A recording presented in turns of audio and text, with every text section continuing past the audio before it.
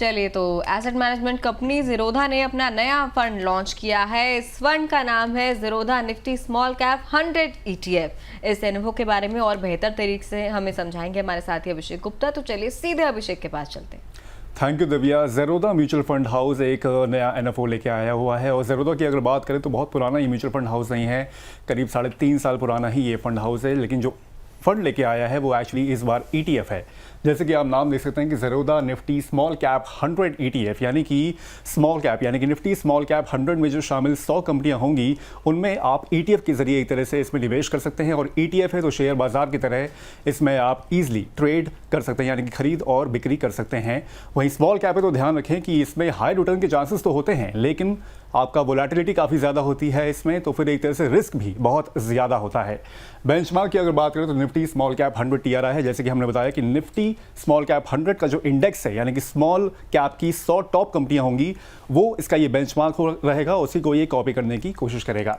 Subscription की बात करें तो 25 अगस्त यानी कि कल से ये खुल चुका है और आप इसमें 5 सितंबर तक आप इसमें सब्सक्राइब कर सकते हैं। मिनिमम निवेश इसमें आप 1000 रुपये कर सकते हैं। वहीं एग्जिट लोड कुछ भी नहीं है, कभी भी आप इसमें एंट्री मतलब कभी भी आप इसको रिडीम करेंगे तो कोई भी दिक्कत नहीं आएगी, कोई भी एग्जिट लोड इसमें नहीं लगने वाला है। फंड मैनेजर की अगर बात करें तो फिर सिर्फ एक फंड मैनेजर है इसके, केदारनाथ मिराजकर, जो इस फंड को पर्टिकुलरली मैनेज करेंगे। तो ये है इस NFO की पूरी जानकारी। Over to you Divya. जी धन्यवाद अभिषेक तमाम जानकारी साझा करने के लिए यहाँ पर।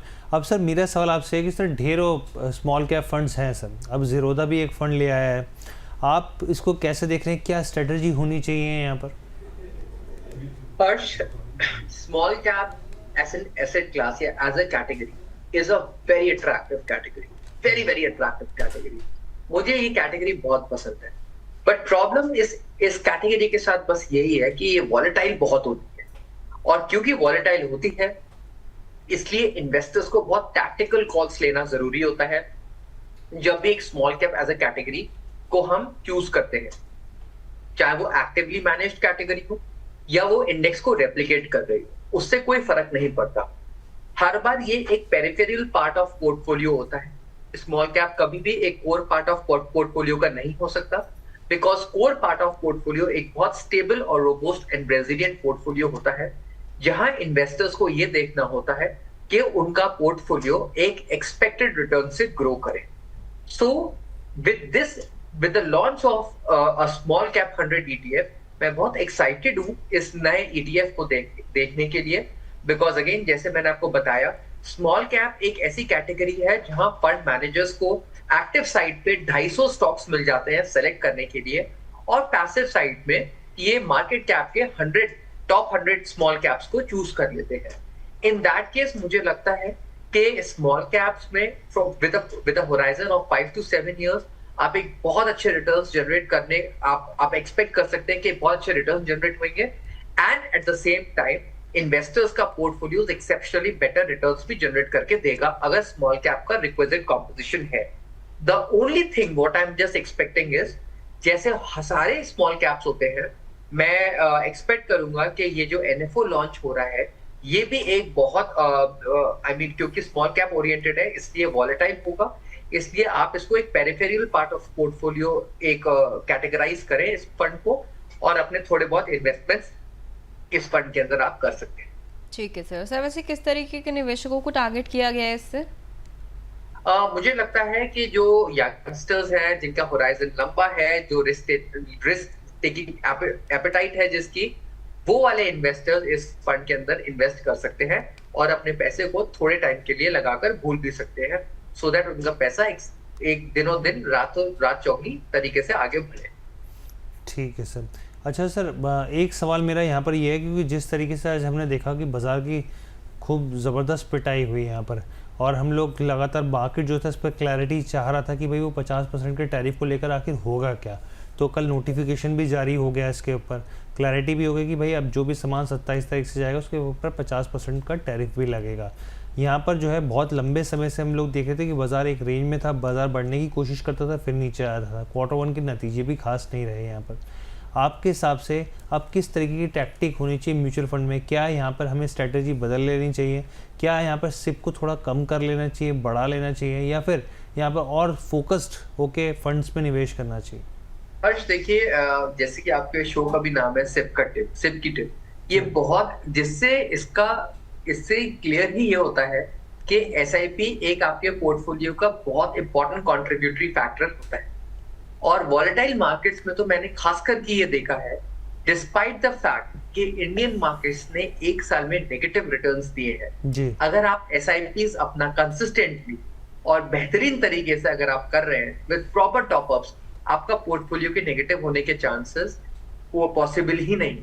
इनफैक्ट अगर मैं आपको बताना चाहूंगा कि एक साल के अंदर जो भी एसआईपीज के पोर्टफोलियो हैं वो आज भी 7 से 10% के रिटर्न्स आपको जनरेट करके दे रहे हैं, डिस्पाइट द फैक्ट कि year on year returns Indian markets के जीरो है और इनफैक्ट नेगेटिव है। तो हर्ष, मेरा बस एक ही सजेशन है, इन्वेस्टर्स को वॉलेटिलिटी को एम्ब्रेस करना चाहिए, अपने एसआईपीज को इंक्रीज करने चाहिए, हर साल जिस तरीके से तनख्वाहें बढ़ती हैं उस हिसाब से एसआईपीज को टॉप अप करना चाहिए, and last but not the least अपने एसआईपीज को कंसिस्टेंटली बढ़ाना चाहिए। अगर मार्केट नीचे गिरता है तो वो आपको एक बाइंग के लिए अपॉर्चुनिटी देता है, आपको घबराने की जरूरत नहीं है। जहां पर आप परेशान होकर अपनी एसआईपीज को बंद कर देते हैं और आपको ये लगता है कि नहीं मेरा पैसा इरोड ना हो जाए, ऐसा कुछ भी नहीं है।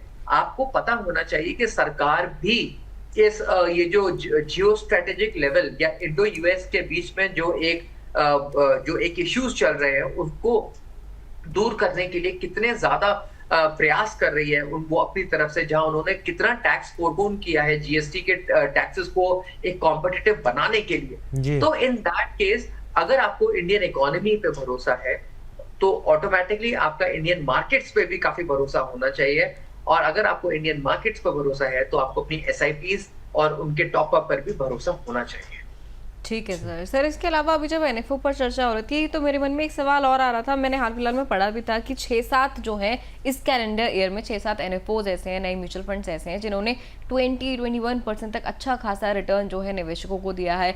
और इसके साथ साथ हमने कुछ टाइम पहले एक शो किया था कि इक्विटी म्यूचुअल फंड्स में कहाँ से ज़्यादा निवेश आ रहा है, कहाँ से ज़्यादा निवेश खिंच रहा है, तो एनएफओज का उसमें भी बड़ा रोल हमें नजर आया था। सर आप कैसे देख रहे हैं जो न्यू म्यूचुअल फंड ऑफर्स आ रहे हैं, किस तरीके से एक बड़ी भूमिका निभा रहे हैं इक्विटी में लोगों को खींचने के उसमें अगर हम देखें तो?